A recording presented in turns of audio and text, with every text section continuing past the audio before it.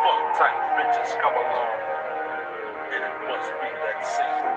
'Cause these bitches ain't no motherfucking joke. Bred and raised in the fucked up streets of Compton, we deliver to the world menage a trois. To all motherfuckers, to all motherfuckers, to all motherfuckers. Tell your motherfuckers who can fuck you with. It's the break of motherfucking ones, the break of motherfucking jokes, BPT style fool. Because my homegirls really don't give a damn About a punker when I start my round. Keeping bitches up the track, even if I don't rap, tap, tap, tap. You know I still got your back, so I'ma break that ass off with the quickness. Loyalty, yo, fit. Funky, funky, power is the Tia. Menage drop the shit because the flex is down with me, yeah. One straight up in a back with the ruthless melody, yeah. The R, the O, the Y, the A, the L, O to the T, yeah. So see, yeah, spin the hard shit, the shit that niggas can't get with. Drop it on the wall, so turn it up just a tidbit. I'm hardcore, yeah, you know, straight out of Compton. And I'ma break that ass off some. Break a one, break a two. Bitch, what you wanna do? Bring your whole fucking crew. Break a one, break a two. Bitch, what you wanna do? Bring your whole fucking crew. Well, it's the Spicer. Coming a little nicer than before, so how can I flow? Why the fuck not? Then how must I flow? Hell yeah, right. To all Then pass me the mic so I can rip it, 'cause I know how to party to some hardcore shit. As I break you off something kinda proper. Get your break a motherfucking one, so niggas in the dark, 'cause or should I say gangsters, a nigga cheap ride. I'm kicking up dust, taking bitches to the side. See, I don't think no boogie, but I can do I did it. So fuck all the fools that be tripping on my city. Break a one, break a two. Bitch, what you wanna do? Bring your whole fucking crew. Yeah, what y'all know about that? What y'all know about that right there? Live and direct, off the cuff radio, live stream. That joint right there was from Menage a Trois. That was a group that Eazy-E had signed to Ruthless back in '94. Hold on, man. I'm looking a little slow here. Make sure my audio is good. But that joint there was from the Menage a Trois. That album was actually hard, y'all. That album is actually hard. It's very rare you can find it, but if you can find it, definitely get it. That album is hard as hell. Eazy-E had a knock for talent for real. But nevertheless, welcome to Off the Cuff Radio live stream. I'm King Eric, the media assassin, and I wanted to do this video here. I want to talk hip hop, man. Hold on, let me make sure I'm looking good right here. I wanted to talk hip hop because nobody's really talking hip hop, man. Nobody's really giving me a good discussion on hip hop. So I wanted to go ahead and be like, okay, let's talk music tonight, y'all. And I wanted to do something on this very complicated issue right here. Now I've seen a whole lot of lists, but this one right here is probably the toughest one. This is probably the toughest one that I ever seen. So we have Ice Cube, Scarface, Biggie, and KRS One.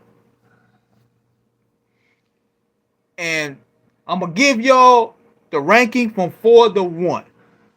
It may shock y'all for how I'm gonna do this, but I'm gonna have me a good reasoning to why, because all 4 of these MCs are great on their own right. And I'm gonna break it down to my number 1. I'm waiting for more people to tune in a little bit so I can give y'all a good expertise here. All 4 of these MCs are great in their own right. And looking at this list, who would you rank at number 4? Who would you rank at number 3? Who would you rank at number 2? And who would you rank at number 1? I want to know. I didn't even see the notification. Glad I'm not too late. Yeah, they be messing with my numbers, man. They don't want black people to get their content out there, man. I just did the video, but I was like, look, you know what? What's up, Eric? Loving the topic. Yes, sir. We talking music tonight, man, because I ain't feel like talking about a lot of this stuff that these niggas talking about, man. I want to talk music. And this topic right here was everybody chiming in on my Facebook about. So let's get to it. Who would you have at number 4? And this is going to be a little complicated here. This is the most complicated list I've seen.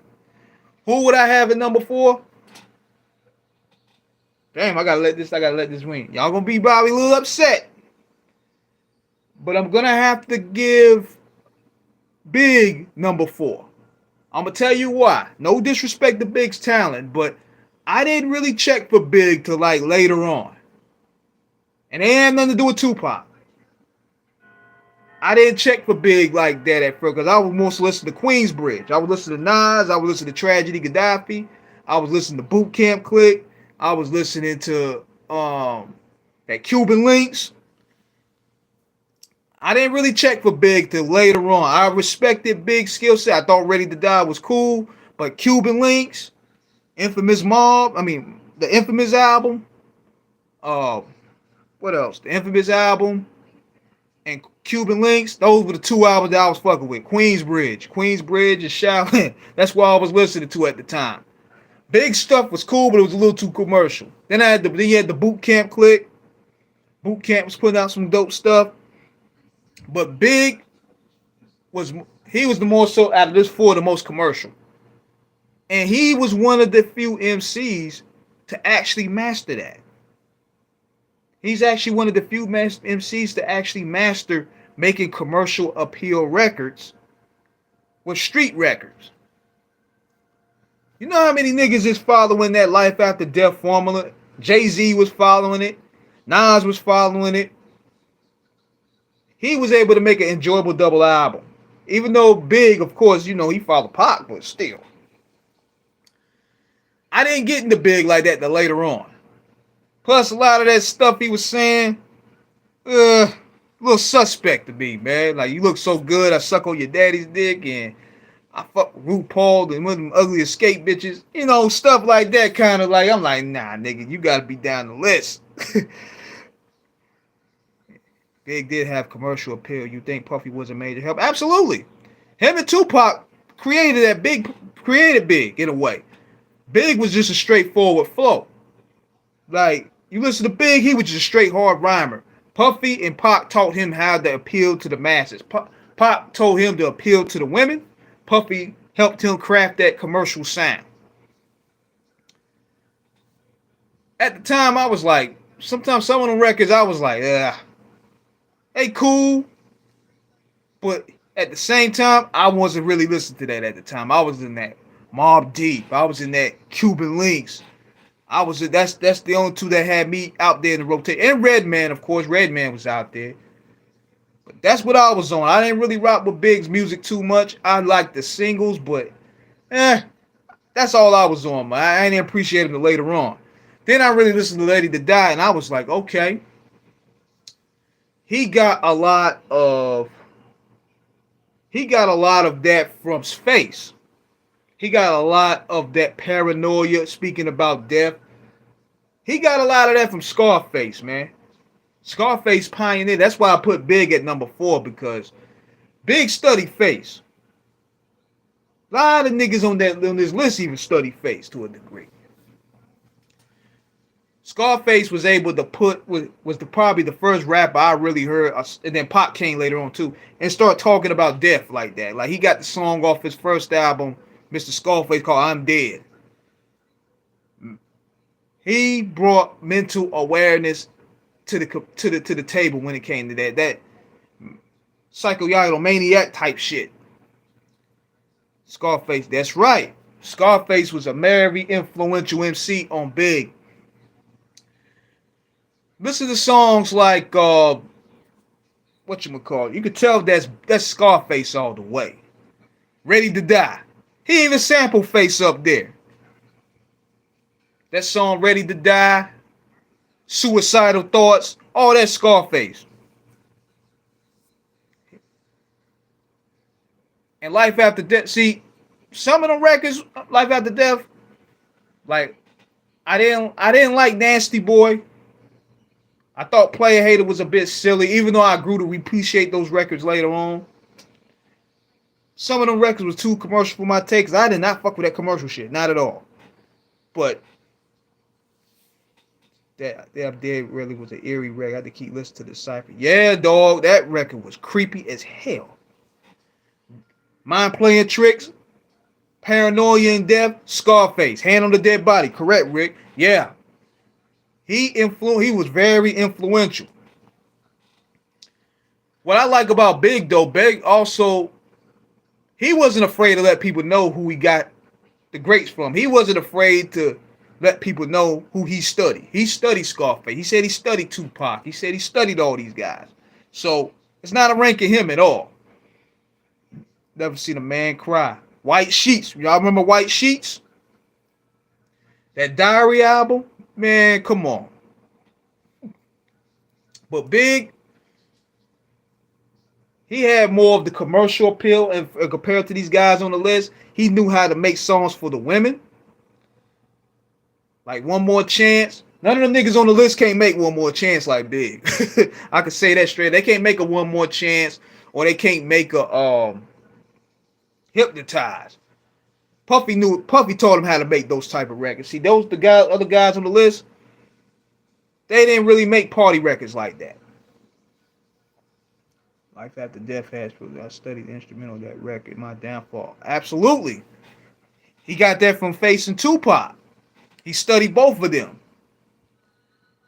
And now keep in mind, this was where he was feeling at the time. But he was studying these dudes. The storyteller. He was one of the greatest storytellers too. Like Me and My Bitch, Give Me the Loot, Warning. Those records were great storytelling records. Scarface, Last with Dying Breed, At My Time, Born Again. Face, man, yeah. Face was very influential in a lot of these niggas' raps more than people think. You know what I mean? The Fix, Scarface, yes sir.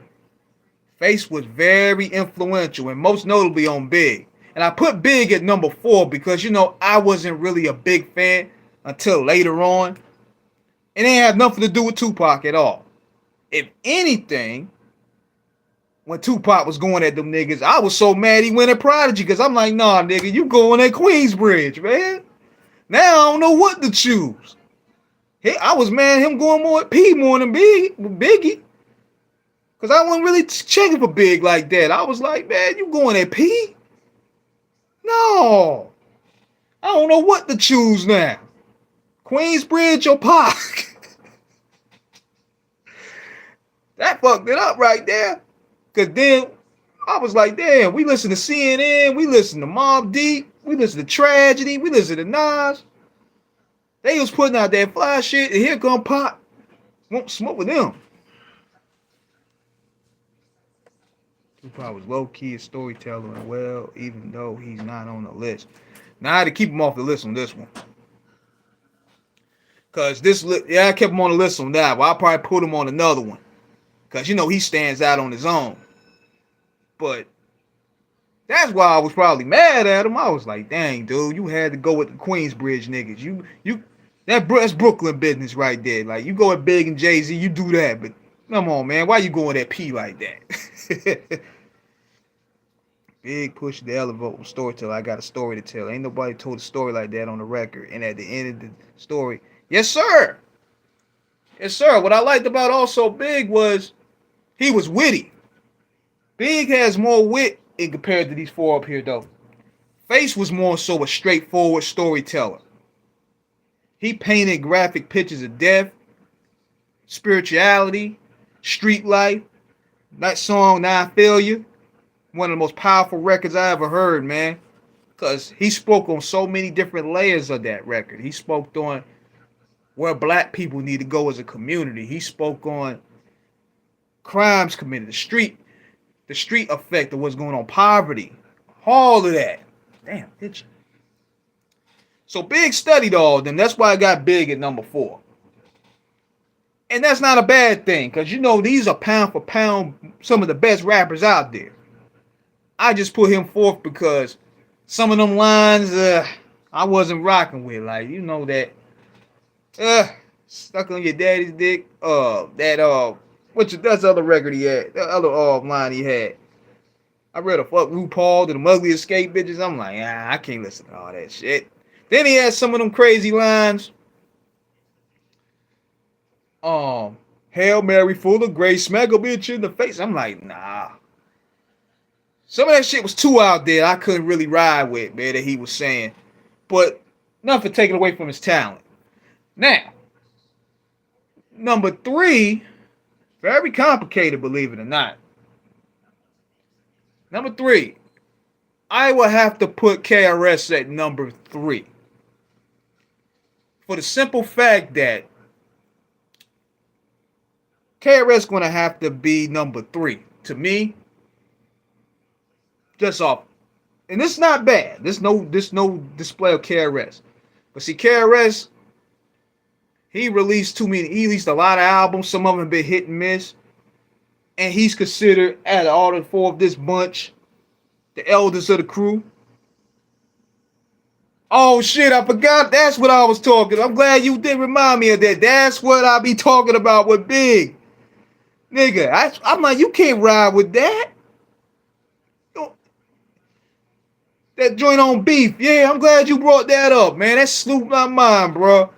He had some stuff that made me turn my face, and that's not a good thing. I'm like, nigga, we ain't riding in the car listening to that shit. We ain't riding in the car listening to that. They could have just left that out. Like, golly. I'm glad you remind me of that one. That's the line I was ready to get to. But, see, KRS, I put him in number 3 because KRS, think about it, yo. He's battle tested. He has anthems. South Bronx, South Bronx, South Bronx. One of the most infamous diss records of all time with The Bridge Is Over. Even though I'm a Queensbridge fan, I don't like it. Just off my allegiance. But I respect it. And not to mention, after all these 4, KRS's content is so liberating, man. Like, he got all that spiritual consciousness. He got that hardcore content. What's the name of that album that he dropped? Return of the Boom Bap. Crazy. Premier did that whole thing. One of the best albums from 93. Boop, boop. That's the sound of the police. Boop, boop. He know how to make hype records. He know how to make, with the Jamaican flow, Step Into the World as a God's Anthem. Yes, sir. Bridge Is Over so good. He performs that song live today. Yeah, man. KRS is one of the best live performers of all time. Out of all these 4 on the list, he's the best of the performers. He got the edge on that. He has the edge in regards to performers. And KRS has a range of songs. We seen him in the verses. He has a range of songs. And not to mention battle tested, the storytelling, what's his name? What's the name of that song? Love's Gonna Get You. Come on, man. But see, people don't want to give Chris his props. You know, Chris is very over opinionated, and it sometimes throws people off. He's very arrogant, but nigga, he earned it. He earned it. Black Cop is my joint. The CB4 is soundtrack. Yes, sir. Hell yeah. Black Cop, Black Cop. Black Cop, Black Cop. Yeah. Love's Gonna Get You. Yes, sir. And another album, I remember how he destroyed them X-Clan niggas on the Seek and Destroy. That's one of my favorite diss records. And I say that with all respect to the X-Clan. They actually put up a good fight. But Seek and Destroy, look that record up. Hold on. Let me see if I think that's the name of it. Seek and Destroy. It was the Boogie Down Productions joint. Hold on, let me see. It's Build and Destroy. Build and Destroy. That's the name of it. I like that joint he did with Freddie Fox. Yes, sir. Man, KRS, when he motivated, man, that nigga is a beast.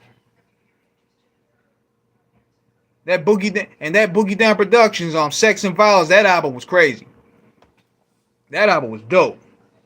I never knew he dissed the X-Clan. Yeah. Yeah. Look up the joint. It got Willie D up there. It's off Sex and Violence. He went at them niggas necks. And see, one thing for Chris is battle tested. Now, we can say that he caught the L with Nelly because see, he overplayed his hand. He overplayed his hand with that battle because see, the minute you start basing that battle off of sales, it's where he lost. And I'm saying that with all respect. Remember he put MC Shan back in the grave where he reunited the beef for a moment? I'm not going to talk about that. Shan's my man. I'm not going to do that. We're not doing that right here. Nah, we're not doing that.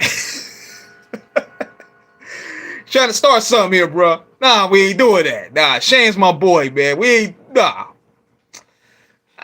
Queens took the L that day, but I'm like, nigga, nah, we went out fighting.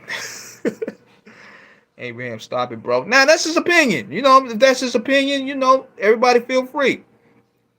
Because Big ain't no slouch, man. It ain't like we mentioned in Gorilla Black. This is Big right here. Big was nice. So we ain't putting no disrespect on Big's name here, man. We ain't talking about Gorilla Black. we ain't mentioning Shine. This is the real Notorious B.I.G., my dog. Ice Cube. Fair statement. Fair statement, but see, I could tell even with people when I was bringing this topic up, a lot of people were saying Chris at the bottom because they weren't familiar with Chris's catalog. When he rushed PM Dawn off the stage, one of the greatest hip hop moments ever. No, every rapper was the same as they beef with Chris, even Nelly after Nellyville with his rain on top was short lap become. You know what happened with that was Nelly, 50 came along. 50 came along, and everybody went hardcore again. All that stuff, because you look at 2002, Ja Rule and Nelly were eating. They were eating real good. 2003 came around, 50 came around. Rest was history. They even started booing Nelly at the Summer Jam, because nobody wanted to hear that shit no more. Everybody wanted to hear that hardcore sound again. 50 Cent came and brought that back. You know? Who is Chris? KRS One? Yeah, KRS One. But in my top of a pun, Tash for the Alcoholics, Scarface, G-Rap. Good list. Big shout out to Tash, man. That's my boy, man. That's my dog right there. 50 Cent. New York 50 forever with his first album. Yes, sir. Big or Big Daddy Kane? That's tough, man. Because Kane is the originator. But at the same time, Kane started getting fragrant in a way, man. Kane started dropping duds. Then he did that chocolate mousse shit. Nobody was feeling it, bro. I was like, yeah, Kane sliding down the list now. He tried to come back hardcore and everything later on, but nah, man, the damage was done. So I have to roll with Big on that one, babe. At least Big kept his integrity throughout. Until he passed away. Screen, everybody know KRS One's Chris is really apart. Bro, I'm 45. I'm 45. Nah, man. It's all love here, man. Sometimes we just gotta let people know what it is, man. There ain't no beef here. We talking rap here. We talking rapping. And I got KRS One at number 3. Why did he lose his integrity? Nah, man, at the time, people looked at it like Kane was doing that weird shit. Like he did the photo spread with Madonna. That was weird at the time. Then he did the Taste of Chocolate album. He was halfway naked. At the time, you know, nobody wanted to see all that. But that go to show you how ahead of the game Kane was. Because now all these niggas is doing it. You know? But at that time, you know, it was considered taboo. And plus, the music wasn't really hitting like it was like his first 2 albums. But Kane can still spit. Kane is one of the best to do it. Kane will bust a nigga ass on that mic. Basically sell it out. Yeah. In the early 90s, it was very hard. It was I'm telling you, you couldn't even cross over. You cross over, you was selling out completely. Nah, the rules was real different back then. That's why they went on Hammer's neck. And I love Hammer. I'm 35. We still learning. It's all good, man. How many MCs must get dissed before somebody don't fuck with Chris? There you go. Chris is the most. I think Chris is the most sampled on this list. Out of all these guys on the list, I think Chris is the most sampled. Him and Q probably the most sampled on the list. I think that's to my knowledge. But when it comes to performance, when it comes to battle records, anthems, albums, Chris is up. Chris has a pretty good catalog, but see, when you put out too many albums, some of them albums didn't hit. You just throwing stuff out there, and I understand it. Hold on, Kane game started declining. You start posting nigga with Madonna. Yeah, the Madonna curse got Kane, bro. Young Tone, MC Hammer, the Philadelphia Ice, Marky Mark, and the Funky Bunch. I like the songs, I like the lyrical, and I like lyrical rappers. Everything don't have to be hard. No, it don't. Everything don't have to be hard. Everything don't have to be hard at all. But at that time, they were on niggas' necks, boy. It ain't like it was now. Because I think what happened around 94, 95, everybody started putting out lighter songs. Diddy came through and changed the trajectory of the game, man. Because he showed that you could put out R&B stuff. He showed you put out R&B flavored records and sell and make it cool. Why ain't it got Tupac? No, because you know the original post, it just had those four guys up there, and I couldn't fit it in the thumbnail. Plus, Pop wasn't on this list here. So I mean, he's gonna probably be on another list that I might find. But I was like, yo, this list here is causing a lot of discussion, so I figured I'd do a video about it tonight.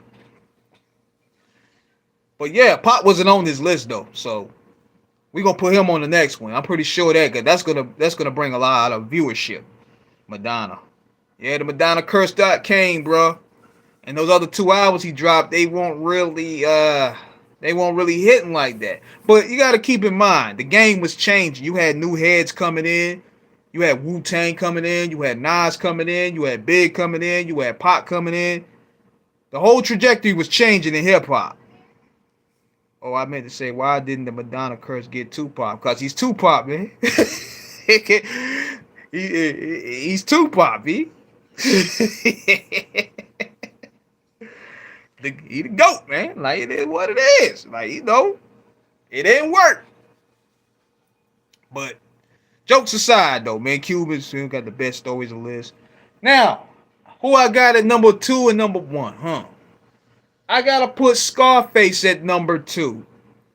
Scarface based off impact. Scarface has some of the most consistent albums. We talking, oh my God, Scarface we talking the Ghetto Boys albums. We talking Mr. Scarface. We talking The World Is Mine. We talking The Diary. We talking My Homies. We talking Untouchable. Jesus Christ. We talking about Smile. What? You want to listen to Scarface music. Scarface was that dude, man. Scarface is number 2 on that list to me because those records were powerful. They got me through some hard times, man.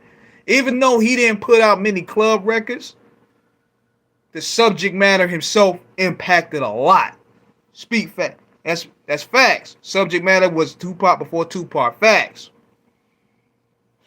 Face, man, his music got me through a lot, bro. Straight up.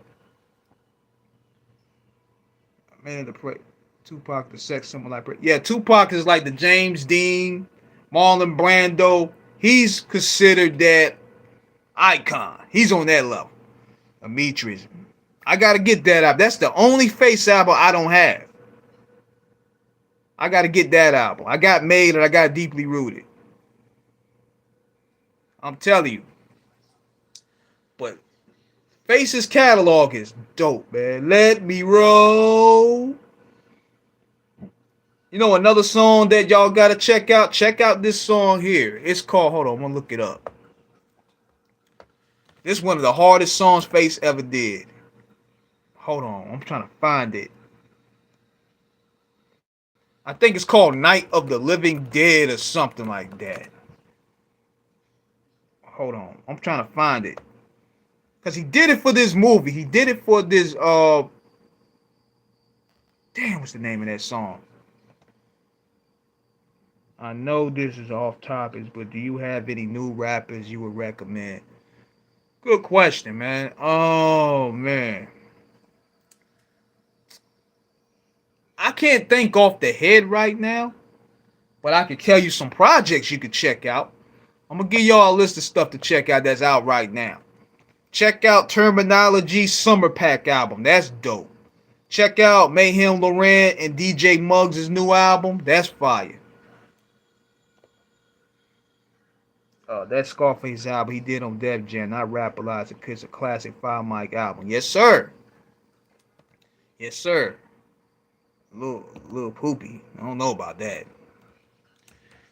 But I'm trying to think, what is the name of that song, yo, that Face did? What is the name of it? Oh my God. It was one of the hardest joints out he ever did. It was for a soundtrack of a movie that it had Eddie Griffith up there. I think it was Alan Payne. Alan Payne was in the movie. It was like a war movie. I'm trying to think of the name of it. Hold on one second. I'm gonna look it up. Alan Payne was up there. The Walking Dead. That's the name of it. The Walking Dead. Check out that song that Face did for that soundtrack. Crazy hard. One of the hardest up there. Face catalog super slept on. Hell yeah. The Ghetto, we talking Ghetto Boys albums. We talking his solos. Oh, he got some for the chicks too. You must be used to all the finer things. What y'all know about that? And people didn't think Face could make songs for the chicks like that. That's one of the best records he ever did. Shit. Face's catalog. Jesse James. Money in the Power. Money in the Power. Homies and Thugs. What? I like the remix better. I like the remix a whole lot better than that. The beat was dope, man. You could tell they spliced that shit together. You could tell that they went ahead. They wanted them Pac sales because at the time the Tupac name was trended again. So they just threw an old Pac verse up there, and they had Master P up there because you know P was hot. They just threw that together. You could tell they just threw that record together. Even the beat itself was like Face. You could tell Face ain't like that shit. Going Down. Y'all remember Going Down? Yeah, man. Face, boy. One of my favorite Face records was one of the ones he put out recently was Mental Exorcism. Y'all check that record out. That's one of the best records Face have ever done. The remix with Tupac was my favorite when I was a kid. For some reason, they kept playing Pop Rush over and over. I just didn't like how it's just like they just spliced it together, you know? It made it sound cheap. Like, you could tell they just wanted to rush that thing in just to get some quick sales. Cause you know Face did he did real records with Tupac, so he was like, we just gonna go ahead and just do it like that. Face got 4 classic albums too. We got Mr. Scarface's Back, The Diary, The Fix. People don't, The World Is Mine. I put that up there. What do you guys think of The Last of a Dying Breed? Last of a Dying Breed was a dope album too. Sorry for What? Remember that record? Sorry for What? The remix version with Master P and Pac is way better. It still get played on my playlist. Facts. But Sorry for What is one of his most darkest records. And if you read his book, you could tell he was going through some stuff there, because you know this was around the time Rap-A-Lot was getting investigated by the feds. The feds was on their head. They didn't know how to quit out the beat in the background. They didn't care. They just wanted to get them sales. They didn't care. They just threw that thing up there. I was like, yo, what is... Because I got excited. I was like, yo, we got a new pop verse up there. And you could barely hear it. But yeah. Only thing that probably keeps Face there at number one is that he don't have those infamous party records, though. And that's not a bad thing, because that's not his specialty. But if he was to do a versus, he got a lot of classic songs like that, what we know, but to resonate to that mainstream crowd, he don't really have many, because that wasn't really his repertoire. He wasn't trying to appeal to the masses. He was just putting out his art. But he was so influential. A lot of your favorite rappers are influenced by him. So that's why I got Face at number 2. Now, number 1, the Don Mega, Ice Cube. Number 1 on my list. Out of all this list right here. I'm going to tell you guys why. This nigga hit 5 straight home runs. 6 if you count the NWA.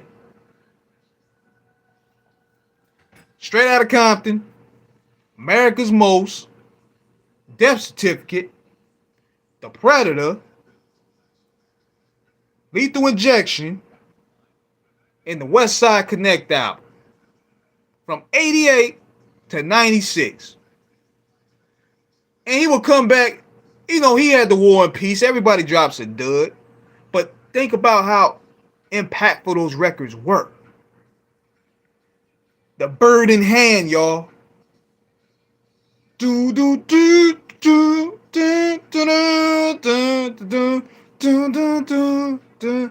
I never heard production like that in my life. And you want to talk battle records? No Vaseline, nigga. King of the Hill. Classics. He was so original with his message. He wasn't afraid to be vulnerable. Let me look at some of these songs I'm going to tell y'all for that Death Certificate album.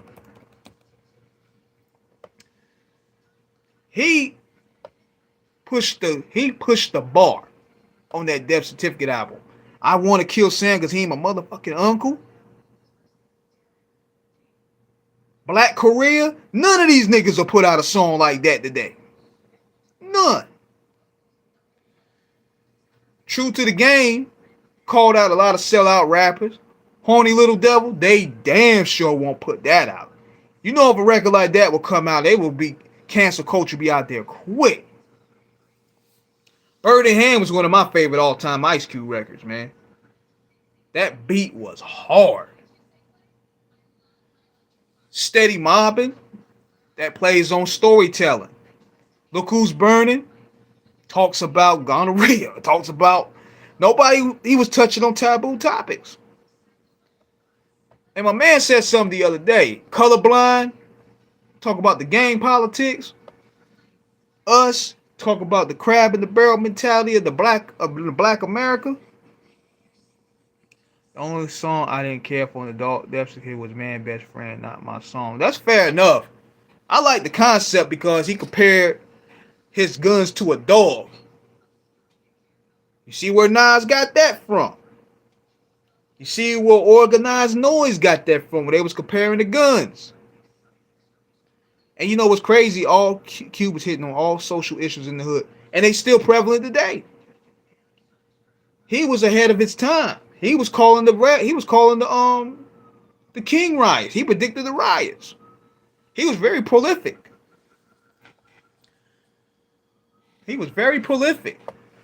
The Predator, I love that album. I love that album too. People will probably say, well, he started declining. Man, that album was hot to me. There's 3 records up there that stand out to me on there too. It ain't the standard. It ain't It Was a Good Day, even though that's a classic. It Ain't Check Yourself, even though that's a classic. 3 records to me stood out. Alive on Arrival speak to the neglect of these hospitals. Ooh! People ain't ready for that. No rapper was touching on that. That's a real deep issue. I remember Nas' Gun song, so he was released after Ice Cube. Yeah, Cube. I think Cube was the originator of that. Organized Noise did it after Cube, I believe, and Nas got the concept from them. Only difference is then Tupac got it from Nas. So they was using the gun concept, but Cube, I think, started that. I could be wrong though. But the 3 records on Predator to me, Now I Gotta Wet You. You won the contest. What contest? The wet t-shirt contest, motherfucker. Pow, pow, pow. He was comedic as well. He was very comedic with that. Then the Predator joint. Jerry Heller is a double shit packer. Oh my goodness. That whole Predator album had a vibe. We had to tear this mother up. When would they shoot? Heck yeah. That. Ooh. He opened it up crazy with that one. I believe it's called I Gave You Power. Yep, that's what it's called. That's what it's called. The Wicked joint was hot. Wicked was a rowdy joint, man. I think that's where he started really crossing over to the white people. When he started doing records like that, that's where he slowly started crossing into the white crowds. Now, It Was a Good Day, that crossed over in the commercial, but Wicked was the record that crossed him into that white crowd in a way, that white rock crowd. That's where you start seeing niggas like Korn up there doing records with him. That's where you start really seeing him doing more metal type joints. He started that opened up that Woodstock shit. You know what I mean? Gorillas in the Mist. Yes. Big shout out to the Lynch Mob. That's my boys. Big salute to JD. Big salute to Dyer Lansky. Big salute to my Chili Chill. All those guys. They like family, yo. But that Predator album, it was crafted by Sir Jinx. It was crafted by DJ Pooh. It was crafted by Muggs. Muggs did about 5 joints up there. The Wicked is my joint too at the Red Hot Chili. Yes, that crossed them over.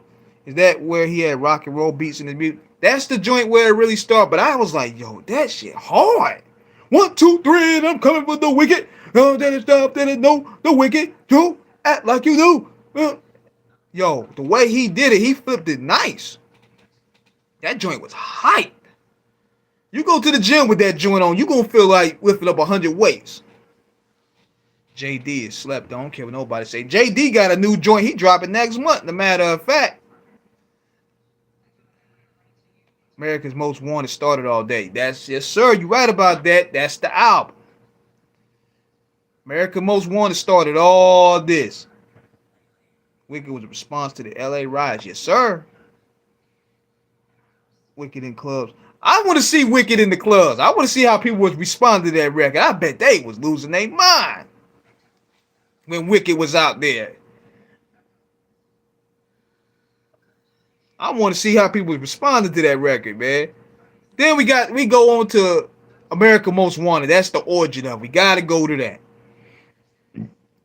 America Most Wanted was the origin of the movement right there that Cube started. Who's the Mac? Rolling with the Lynch Mob. Gangsta Toy Step. Gangsta Fairy Tale. Ghostface got the forge from him. Ice Cube was the first one that incorporated cartoons in the storytelling. Cube need to perform the Wicked with the live band for sure. Facts. Another record that Cube had, one of the hardest records of all time, Natural Born Killers with Dr. Dre. Top 10 hard record. The video was fucking crazy. Natural Born Killers. But going back to America Most Wanted, Oh my God, man, that album was just like the firestorm right there.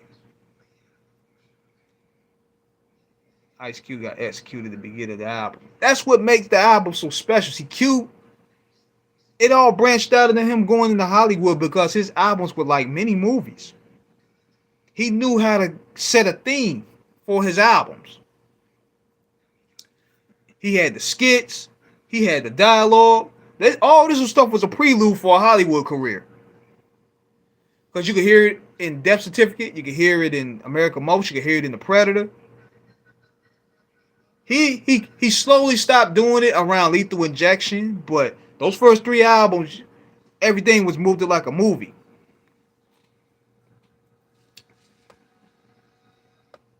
But and then we talking disc records. Come on, man. Old Vaseline told them niggas up. King of the Hill, even though he was wrong, told them niggas up. Oh, Q Smooth, what's good, bro? Cuban Flavor Flav. That record was funny as hell. Ain't nothing but a B word. Y'all remember the record? Why did some think he sold out just because he started doing family movies? Well, it didn't really start there. It really started around the time where he started putting out records like We Be Clubbing.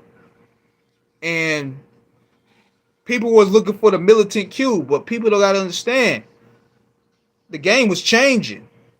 People wanted to stray away from the gangster rap aspect because Tupac and Big had gotten killed. Eazy-E had died. So people wanted to have fun for a little while. So that's where you seen Puffy and them blowing up. You seen Jay-Z blowing up. You see Master P blowing up. They brought more fun records into the mix, and Cube just adapted to that. That's why he started putting out We Be Clubbing. You look to the Players Club, he switched his flow up a little bit.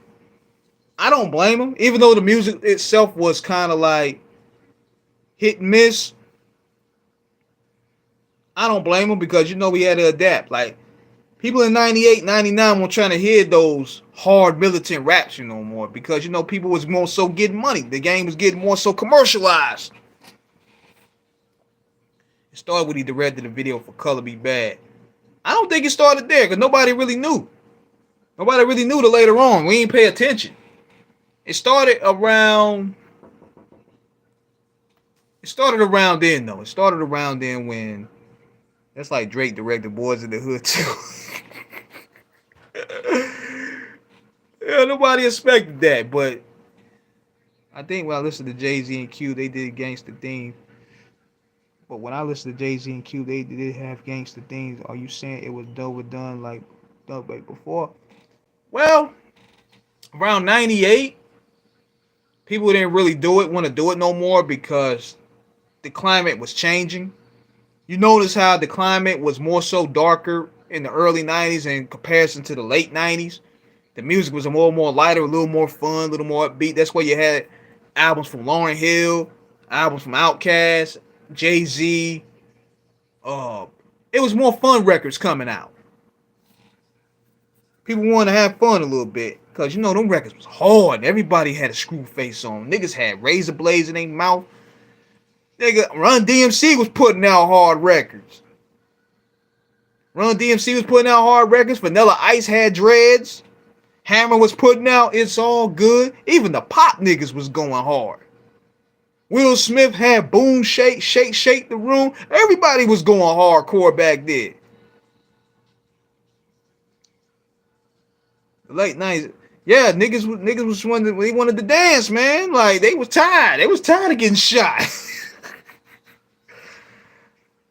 Yeah, Puffy came through with that though. Puffy came through, then Will Smith came through, and that changed it up for a little bit. The DMX came in, everybody got gritty again. Pun brought people back to the dance floor. Yep, still not a player. Had that little salsa shit. You know what I'm saying? So it was more fun records coming back into the late 90s. Even though you had your street records, it was more so fun. Then you had DJ Quick, he dropped Riddleism. The West Coast had some fire too. Corrupt dropped off Corruption. Yeah. It was really no beef records either. Nobody was beefing either. There was no beef records. The only one you probably seen was Corrupt and DMX, but that's got squashed quick. That's my hair. But yeah, man. Cash Money, Juvenile, all that stuff was fun records. And Ice Cube just happened to adapt to that. Now, the music, it was hit and miss, but it kept them going. War and Peace, like I said the other night on his birthday episode, had some joints. Ghetto Vet, War and Peace, Ask About Me, Three Strikes. It still has some joints up there. I bet you this, if he put the War and Peace project together, Volumes 1 and Volume 2, it would have been a classic. Despite the fire of the West, it hasn't been quiet compared to the East. Yeah, because the West was blackballed. Taz dropped Underrated Classic in 99. Yep. Rap Life. I got that album. War and Peace Volume 1 was better than 2. Facts. That was facts. It definitely was. Snoop Dogg No Limit 2. Heck yeah. Doggy Dogg came back home to Cali. Yeah, man, it was a lot of great music coming out around Pecking Order. Forgot about that record. Pecking Order was dope. Did you like Ja Rule? Honestly, nah. I wasn't really a big fan of his. I liked his first album. Some of the singles, when I was at the club at the time, I'm not gonna lie, Ja was that nigga. I wasn't a big fan of his. I don't have any of his albums except his first one. But he had the joint on smash. 2001, 2002. He had it on smash.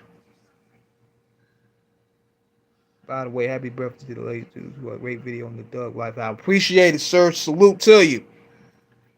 Exhibit brought the West Coast back to 2000. Big facts. Why was the West Coast blackballed? Okay, I'm going to tell you. See, what happened was, with Death Row Records was running it, everybody was scared of Suge Knight. Everybody was scared of Tupac and Suge Knight. They were making all the money, but at the same time, they were scaring a lot of people. They scared a lot of execs because Suge was punking these execs around.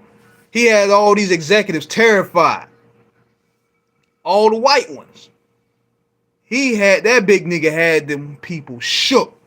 So when he went down, they was like, we can't deal with these West Coast niggas no more. We gonna take our business elsewhere to the East Coast. With the Jay-Z and Puffy, they'll do business well. Because Suge was having niggas slapped up, hanging over balconies, drinking piss. He had these white exec. He had Jerry Heller walking around with a Ruger, a pellet gun. They were happy to see Suge Knight up out of there because he had these white execs shaking. Leo Colton was shook. Jerry Heller was shook. Steve Rifkin, from what I could tell, didn't really like him. Man, he was ruling the game with an iron fist. And plus, they brought those whole gangs out there. They brought the gang element out there, Bloods and Crips. So, when Suge went down and Pac got killed, they were like, hell no, we don't want to deal with this shit no more. So that's where they started dealing with Jay-Z's and Puffy's and Jermaine Dupri's. They started wanting to do business with them. And nobody wanted to really deal with nobody at the West because, at the time, you had to deal with that gang factor. And these guys were really rooted in the streets. And Snoop, he had beat that murder charge. So all that stuff ties into that. And these white executives were like, hell no. Not this time, man. We just want to work with people that don't have no street affiliations like that. Because this is not bad. This is bad for business. And Suge having Tupac kicking all the dust on her OP, all that shit was hitting up. Yeah. That shit had everybody scared. That was the first diss record that I knew somebody was gonna get killed. And I don't think that was for publicity. I don't think that was for sales either. That was a personal shit. You can tell when you listen to a diss record, it's made in fun, it's made in disrespect, but it's not a pledge of war. That shit was war. Nigga called out a whole coast. I said, shit. Ice Cube just dismantled the whole 2 crew. This nigga trying to dismantle a whole coast. Shit. Woo. But that's what happened to the West Coast, man. That's where that blacklisting. Yep. When Dr. Dre thought gangster rap was dead. That's where it kind of Dre was like he wanted to dissociate himself with that, and niggas was calling him out for it. I remember I think Mac 10, he was calling him out on it in the letter. That joint, the letter, he was dissing. I think he was dissing Mac 10. I think Mac 10 was dissing Dre and Quick on there. Because Quick also dissociated himself from the gang shit too. Listen to that song, The Letter. Mac 10 was dissing both of them niggas. I'm going to read the lyrics. Hold on. I'm going to find it real quick. You could tell he was talking to both of them. Hold on, where is it at? So how did they come back? Was it the gang? Because I remember him and Snoop. It was Dr. Dre. Dr. Dre did. Because Dr. Dre had his paper right. Dr. Dre had Eminem. Snoop was able to maneuver how he wanted to move because Suge Knight was locked up. And they was ready to do business once again. They started doing business with the East Coast. They started doing business with Jay-Z. They started doing business with all these other people. And, you know, they started reuniting for the Up in Smoke tour. And look at what came out. Exhibit came out of that tree. Exhibit had a hot album. Eminem had a hot album. Dre had Chronic 2001. Snoop was getting his feet back wet. Pause. All that was coming back to fruition. So, and no Suge Knight was around. So, they was ready to go back and do business. That's why they started hitting up those towns like New York and all them. They was rebridging the gap. But that Mac 10 joint was a diss to them. It was subliminal. He ain't say their name, but you could tell.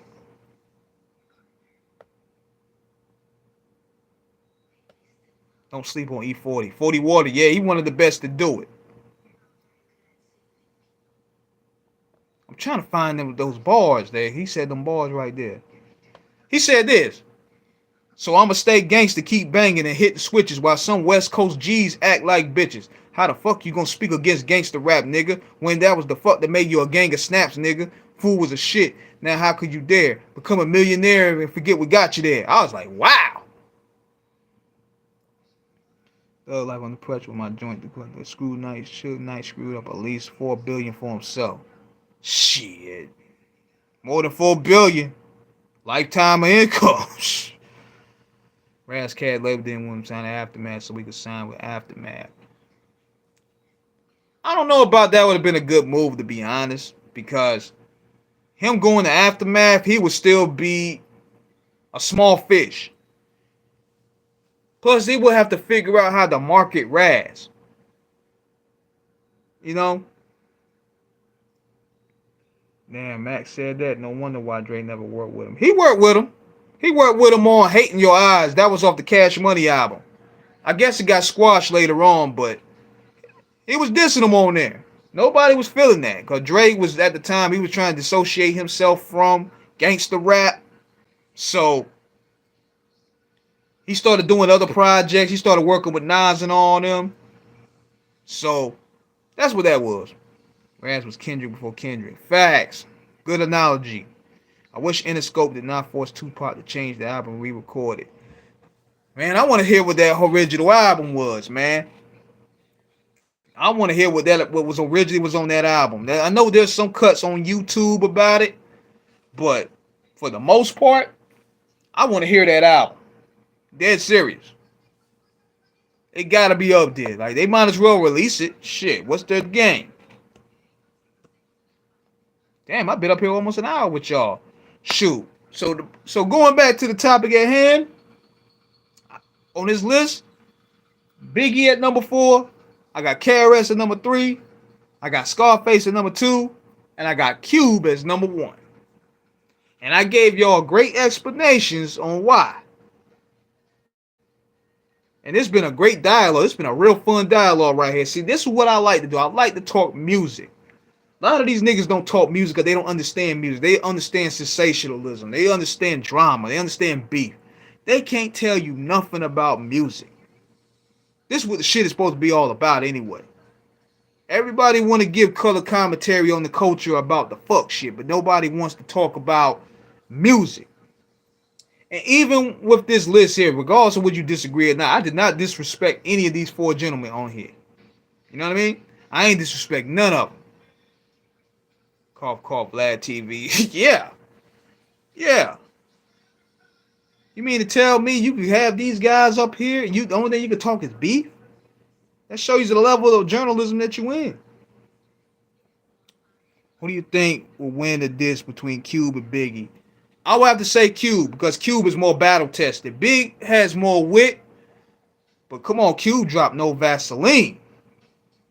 You know what I'm saying? Cube dropped no Vaseline and King of the Hill. I don't know if Big can compete with that. I was disappointed Rakim didn't blow in the aftermath. I wasn't surprised because Rakim, they wanted Rakim to rap street shit. And he didn't want to do it. So I knew that wasn't going to work. I don't mind mentioning beef when it's tied to music. Me either. Did you see Michael Jai White interview about Tupac? What do you think about that? Man, Michael Jai White trying to get clout, man. That's what that's all about. That's all that is. And as of late, Vlad been talking a lot of shit about Tupac lately. He been getting every nigga on here to vent about Tupac. I don't understand it, but I'm gonna tell y'all what it is. He done made so much money off niggas' backs, he don't respect it no more. He done made his money. He's like, okay, you can't cancel me. I could disrespect all these guys. Now y'all ain't gonna do nothing. I'm gonna get new niggas to sit on the couch. Oh, Lord Jamar, he out of here. Lord Jamar, Godfrey, my son. I got Tony Ayo and Bootsy now. And Michael Jai White. What's good? And he paying them niggas out the ass. See, I had one sucker the other day gonna sit there and get on my comments, talk about something. I think you jealous of Vlad. Motherfucker, why? I've done 600 something shows. I ain't about to pay a nigga nothing to sit down with me.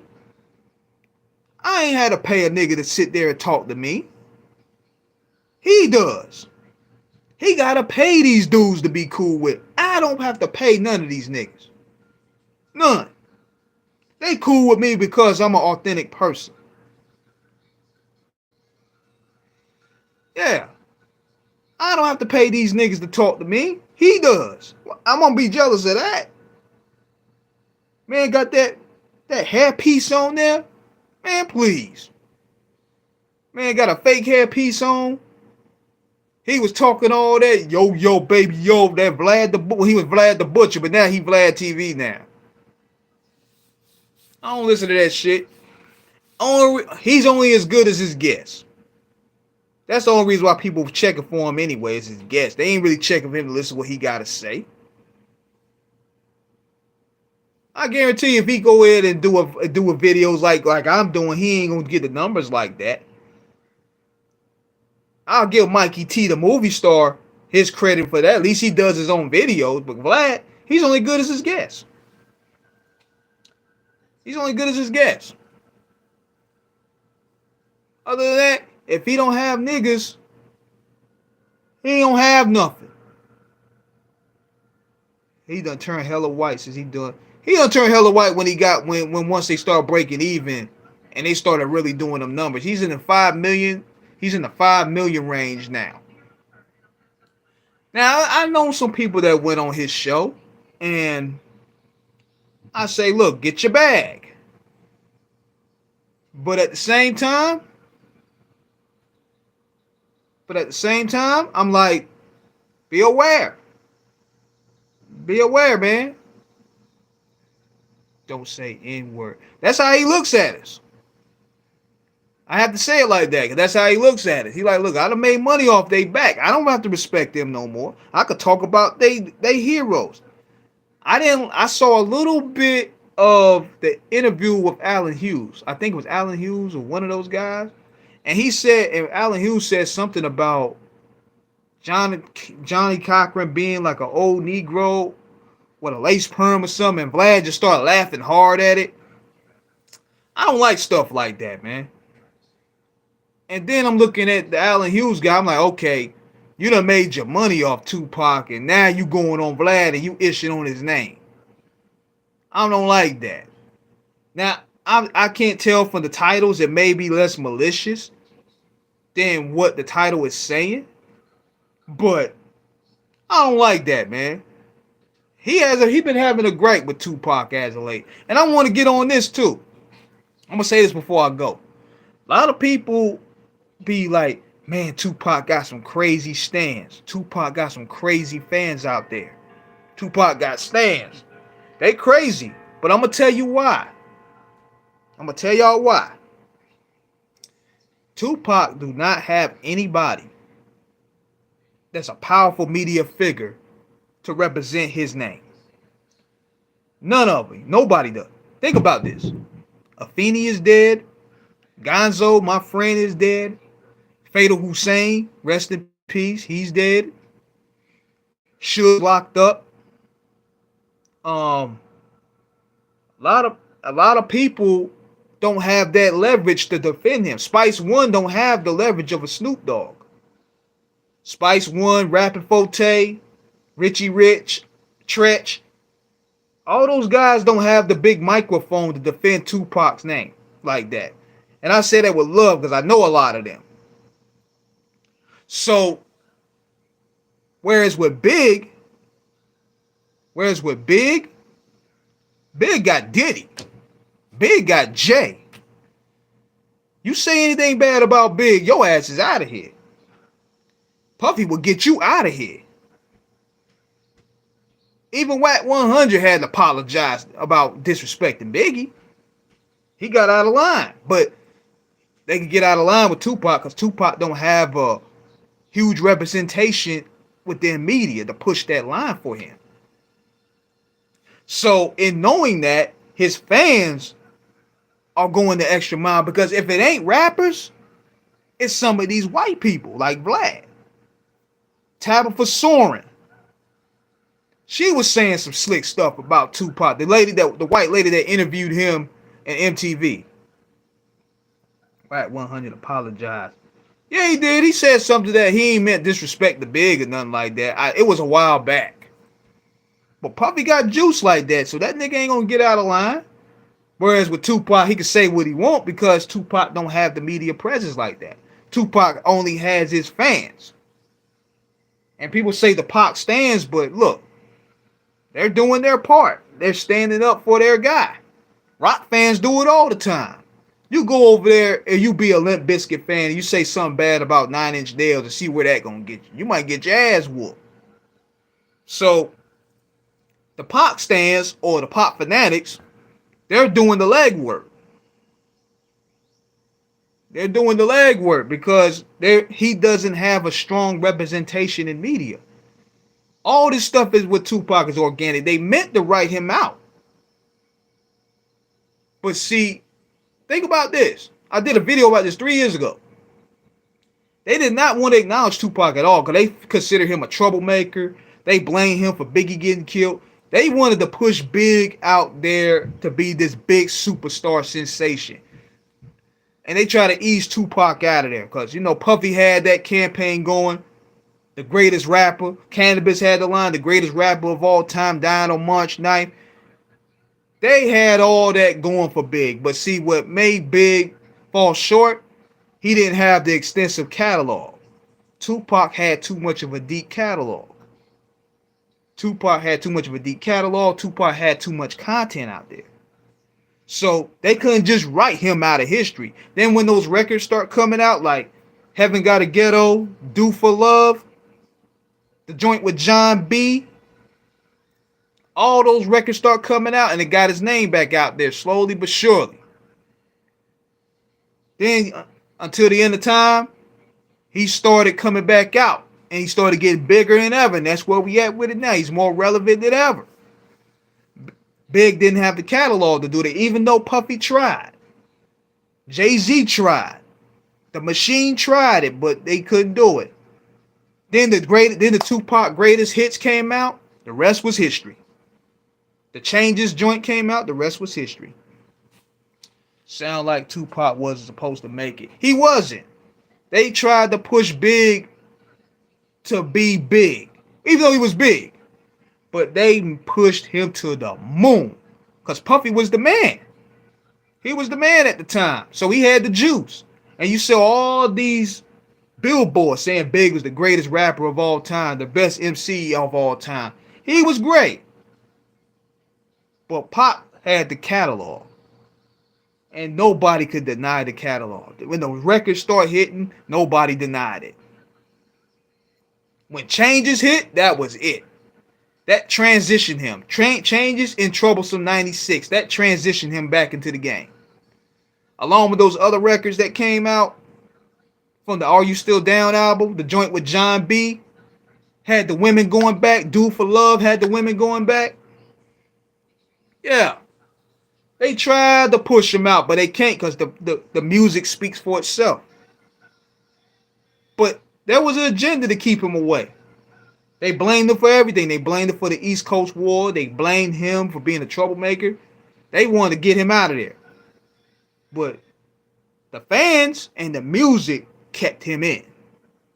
So now these niggas is trying to run smear campaigns to ease him out. And it's not working. The John B was my shit. Bought John B just for that song. See? I'm not making this shit up. I lived it. I've seen it. See? He just said that. I didn't say that. Who was the rapper that sounded like Pop that said Pop was doing a song that came out as Pop's song? I think you're talking about the Realest. The Realest is actually a friend of mine. Cool dude. If Tupac was alive there, he would be able to rap since his injuries from the shooting disabled. I don't think so either. That's why, if anything, with him dying young, that made his religious transition. But that's what it's all about right now. That's why his fans go back for that dude, because he don't have proper representation. Snoop flip-flopping, he ain't gonna do it. Dre, he ain't gonna do it because, in a way, Pac had, issues with those two. But then on top of that, him moving to different places in such a short time kind of helped hurt him from building true foundations. They played on to that as an issue for Tupac in the Dear Mama documentary. He stayed in like 9 different places. He was always moving because the FBI and the feds was always after him. I'm glad Snoop and Dre didn't attend his start. I mean, I look at it like this, bro. If they would have attended, it would have been cool. They don't have to attend it. Now, sometimes the Pop stands can get a little overboard because one minute y'all mad at these niggas for not repping Pop, but yet they don't come and you're mad then. You can't win with some of them, So if Snoop didn't come, like Snoop was on the documentary, they both was in the documentary, so that should be no big deal to me. That's not their prerogative. Yeah, I realized he probably was meant to die because he wouldn't be able to do anything if he stayed alive. Pop wouldn't be able, that would drive him crazy. He wouldn't be able to live like that. Now, he can't live being a vegetable. He was too much of a live beat type guy. You know what I'm saying? He wouldn't be able to do that. But that's the reason why Tupac fans go back for him, because he don't have nobody to really represent him no more. My man Gonzo is gone. Fatal is gone. Badass is gone. Suge is locked up. Afeni is gone. So therefore, you have every week a nigga coming out there using Tupac name. Remember, it was T-Pain. Then it's Clark Kent. Then it's Wack 100. Then it's every day somebody coming out there. And it's sickening. Exactly. That's what it's all about. It was his Panther heritage. There was also a New Jersey rapper with Dread and Casanova. That's not. I know that nigga, actually. I know that dude. I try to bring him on the show. I'm gonna definitely get him on the show soon. So there's some questions I want to ask him. But happy Juneteenth. They no doubt, Black Power, same to you. But got on the Tupac thing for a little bit, man. I just want to give people a clarity on why a lot of people are going back for him. So, yeah. If Suge was out, less people would disrespect Pac. Nobody would be disrespecting Suge at all. But Suge would pull up on these niggas. One thing for sure, I met him before. He's a big nigga. He's huge. Real cool guy. Real cool guy. He told me keep the gas on mash. Real cool guy. Yeah, I heard Casanova the Don. He had some good songs. He all right. I like him. He all right. Happy Juneteenth. Same to you, bro. But yeah, I'm about to go ahead and sign this out, man, because, I talk to y'all all night, man. I'm going to have some more things intact. Got some more work coming. Got some more content coming. Be sure to subscribe to this channel. Hit that like button. I got more videos coming this week. So y'all have a blessed night. Happy Juneteenth to everyone. I'm about to get my ass some sleep. So y'all be blessed. Thank y'all for chiming in. And I'm out.